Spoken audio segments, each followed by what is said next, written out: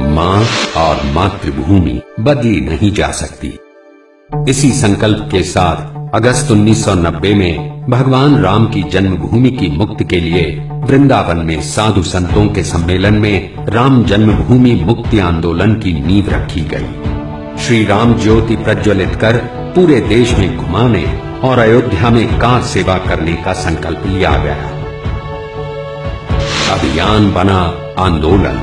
साधु संतों का अभियान बहुत जल्द स्वतः ही जन आंदोलन में परिवर्तित हो गया। लेकिन छद्म धर्मनिरपेक्षतावादी ताकतें जैसे उनके सत्कर्म के मार्ग में व्यवधान डालने का संकल्प लिए बैठी थीं। उस वक्त की उत्तर प्रदेश सरकार ने कार सेवकों को रोकने के लिए पूरी ताकत झोंक दी।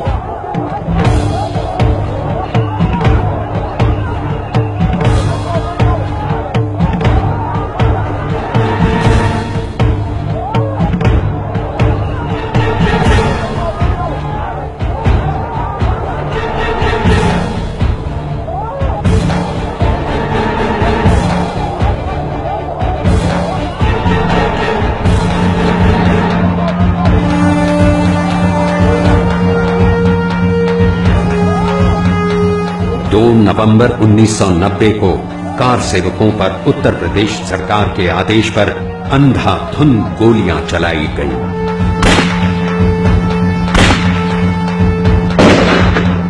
ठीक उसी प्रकार जैसे जालियांवाला बाग में जनरल डायर ने देशभक्तों पर गोलियों की बौछार कर दी थी।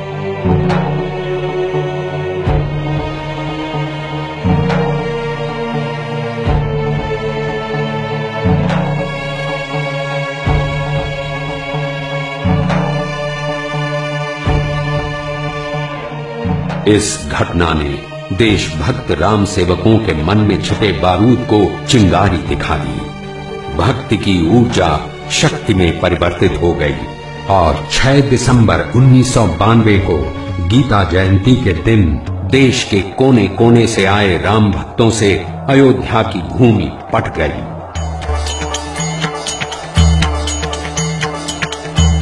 यद्यपि उनका उद्देश्य था शांतिपूर्ण तरीके से दुनिया को बताना कि अब राष्ट्र गौरव को पहचान देने का वक्त आ गया है।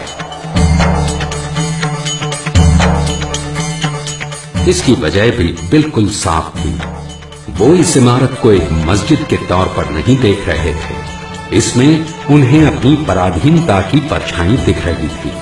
उन्हें लग रहा था कि जैसे मीर बाकी उन्हें मुंह चिढ़ा रहा है। यदि हमने अयोध्या में, वाराणसी में या मथुरा में अपने मंदिरों को वापस लेने के लिए किया है तो निश्चित रूप से वो स्वाभिमान सम्मान को फिर से प्रतिष्ठित करने की भावना उसके। इसकी पुष्टि इस बात से भी होती है कि इन राम भक्तों के मार्ग में हजारों मस्जिदें आईं, लेकिन उनका एक तिनका भी इन्होंने नहीं छुआ।